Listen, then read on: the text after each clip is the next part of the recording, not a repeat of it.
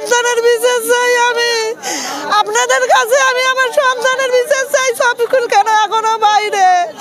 ও আমাদের হুমকি দিচ্ছে টাকার ভয় দেখে। আমরা ওর টাকা চাই না, ওর টাকা চাই না, আমরা আপনাদের কাছে বিচার চাই। আমি কোনো আপোষ চাই না, আমার সন্তানের বিচার চাই।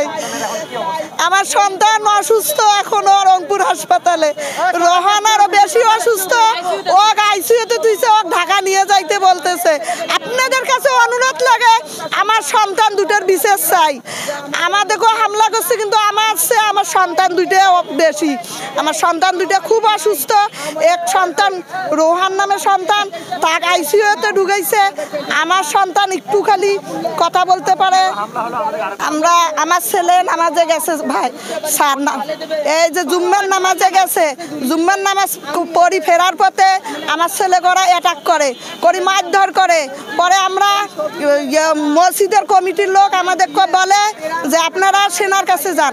সেনার কাছে গেছে, সেনা আমার ছেলে বলছে বাবা কি তোমরা থানায় যাও, থানায় যখন না বিচার নেবে তখন আমরা বিচার করব বলছে। আমার ছেলে রিক্সার থেকে নামার পথে ওরা আমার ছেলেকে 5-6 জন মিলিয়ে, ওর বন্ধু বান্ধব মিলিয়ে আমার ছেলেকে এমন মার মারছে, আমার ছেলে বেহুশ হয়ে পড়ে গেছে।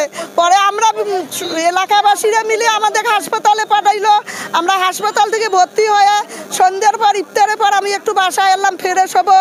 ওই সামনে ওরা আমাকে মোবাইল দেওয়ার কথা, আমার সন্তান ডাইকে নিয়ে গেছে, আমার ভাগ্নিক ডাইকে নিয়ে যে আমার সন্তানের বন্ধু রোহানকে নিয়ে যে ওরা আমাদের সন্তানকে হামলা দিল। আমার নির্দোষ সন্তান দুটির কাছে, আপনাদের কাছে আমি বিশেষ চাই।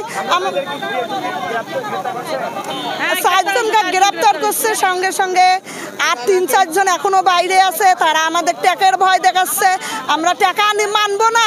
আমি আমার সন্তানের বিচার চাবো। আমার বুক খালি করে দিতে চাইছে ওরা, আল্লাহ ওদেরকে তোমরা বিচার দাও। আমাদের দাবি কেন? এখনো শফিকুল বাইরে কেন? এখনো হুকুম দাদা বাইরে কেন? এখনো মুসলিম বাইরে কেন?